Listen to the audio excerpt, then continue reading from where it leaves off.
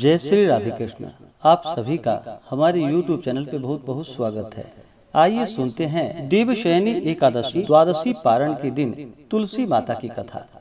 जो भी भक्त सच्ची श्रद्धा के साथ एकादशी का व्रत करते हैं, भगवान विष्णु का पूजन करते हैं, माता लक्ष्मी का पूजन करते हैं, माता तुलसी का पूजन करते हैं, तो उनके सभी प्रकार के पापों का नाश होता है।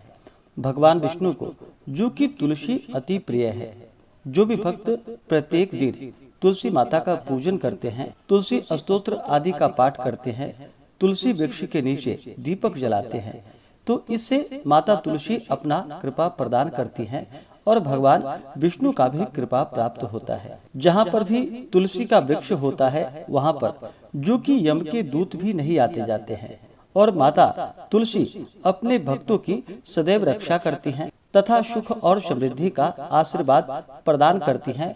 और माता तुलसी की पूजा करने से माता लक्ष्मी प्रसन्न होकर के घर को धन और धान्य से परिपूर्ण कर देती हैं।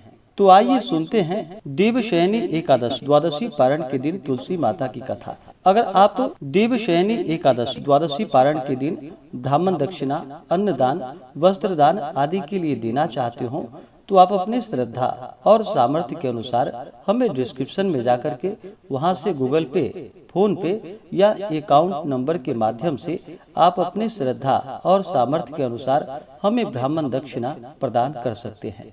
तो आइए सुनते हैं तुलसी माता की कथा। तो बोलिए प्रेम से माता तुलसी की जय, भगवान विष्णु की जय, माता लक्ष्मी की जय, भगवान शालिग्राम की जय, सर्वदेवी देवता की जय। तुलसी से जुड़ी हुई जो कि कथा बड़ी ही एक प्रचलित है।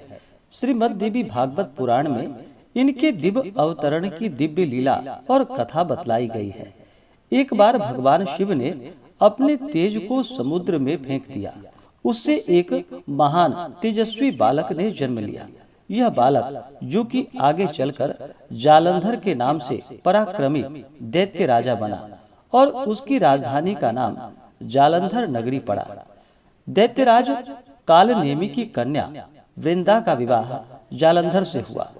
जालंधर जो कि महाराक्षस था, अपनी सत्ता के मद में चूर होकर उसने माता लक्ष्मी को पाने की कामना से युद्ध किया, परंतु समुद्र से ही उत्पन्न होने के कारण माता लक्ष्मी ने उसे अपने भाई के रूप में स्वीकार किया और वहां से वह पराजित होकर देवी पार्वती को पाने की लालसा से जो कि कैलाश पर्वत पर चला गया और भगवान देवादिदेव शिव का ही स्वरूप धारण कर माता पार्वती के समीप गया, परंतु माता पार्वती ने अपने योग बल से उसे तुरंत पहचान लिया तथा वहां से वह अंतर ध्यान हो गई।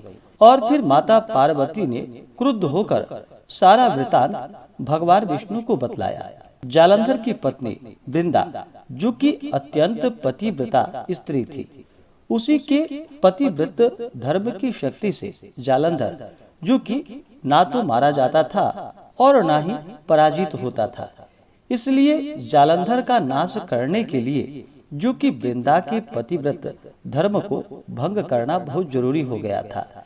इसी कारण भगवान विष्णु जो कि ऋषि का वेश धारण कर वन में जा पहुंचे, जहां पर वृंदा अकेली भ्रमण कर रही थी। भगवान के साथ दो मायावी राक्षस भी थे, जिन्हें देखकर वृंदा भयभीत हो गई।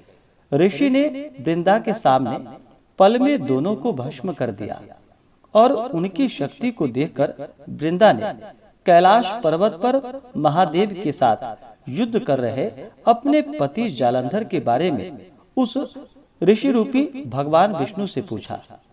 ऋषि ने अपने माया जाल से दो वानर प्रकट किए। एक वानर के हाथ में जालंधर का सिर था तथा दूसरे के हाथ में धड़ था। अपने पति की यह दशा को देखकर वृंदा मूर्छित होकर गिर पड़ी। होश में आने पर उसने ऋषि रूपी भगवान से विनती की कि वह उसके पति को जीवित कर दे। भगवान ने अपनी माया से पुनः जालंधर का सिर धड़ से जोड़ दिया, परंतु स्वयं भी वह उसी शरीर में प्रवेश कर गए। वृंदा को इस छल का जरा भी आभास न हुआ।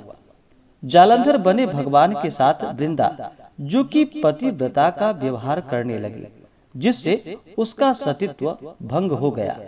ऐसा होते ही वृंदा का पति, जो कि भगवान देवादिदेव महादेव से युद्ध कर रहा था, वह जालंधर, जो कि युद्ध में हार गया और वह मारा गया। इस सारी लीला का जब वृंदा को पता चला तो उसने क्रुद्ध होकर भगवान विष्णु को शिला होने का श्राप दे दिया तथा स्वयं भी सती हो गई। जब वृंदा भस्म हुई तो वहां तुलसी का पौधा उगा। भगवान विष्णु ने वृंदा से कहा कि हे वृंदा, तुम अपने सतीत्व के कारण मुझे लक्ष्मी से भी अधिक प्रिय हो गई हो। अब तुम तुलसी के रूप में सदा मेरे साथ रहोगी। जो मनुष्य प्रेम पूर्वक श्रद्धा के साथ शालिग्राम रूप के साथ तुलसी का विवाह करेगा, उसे इस लोक और परलोक में विपुल यश की प्राप्ति होगी। जिस घर में तुलसी होती है वहां पर यम के दूत भी असमय नहीं आ जा सकते। गंगा व नर्मदा के जल में स्नान तथा तुलसी का पूजन बराबर माना जाता है।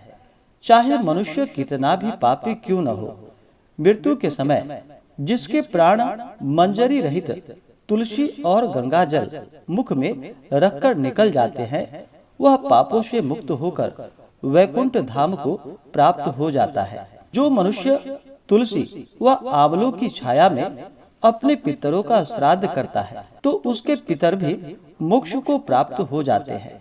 इसी प्रकार से जो भी सच्ची श्रद्धा के साथ भगवान विष्णु का पूजन करते हैं, भगवान विष्णु को तुलसी दल अर्पित करते हैं और कार्तिक के महीने में भगवान शालिग्राम के साथ माता तुलसी का विवाह संपन्न कराते हैं, उन्हें विपुल यश की प्राप्ति होती है। उनके सभी प्रकार के पापों का नाश होता है तथा सुख और समृद्धि की प्राप्ति होती है और अंत में मोक्ष की प्राप्ति होती है।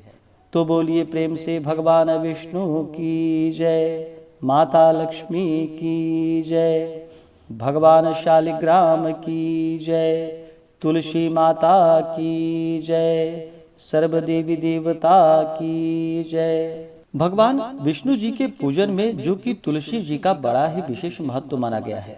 भगवान विष्णु का जब भी पूजन किया जाता है तो उन्हें तुलसी दल अवश्य ही अर्पित करनी चाहिए। बिना तुलसी के भगवान विष्णु उस पूजन को स्वीकार नहीं करते हैं। तो भगवान विष्णु को तुलसी दल अवश्य ही अर्पित करनी चाहिए। और जब भी नैवेद्य का भोग लगाते हैं उस समय भी भगवान श्री कृष्ण को या भगवान विष्णु को तुलसी दल डाल करके ही भोग लगाना चाहिए। तब जाकर के भगवान उस नैवेद्य को स्वीकार करते हैं और अपना कृपा प्रदान करते हैं। तो आशा करता हूँ कि यह जानकारी आपको अच्छा लगा हो।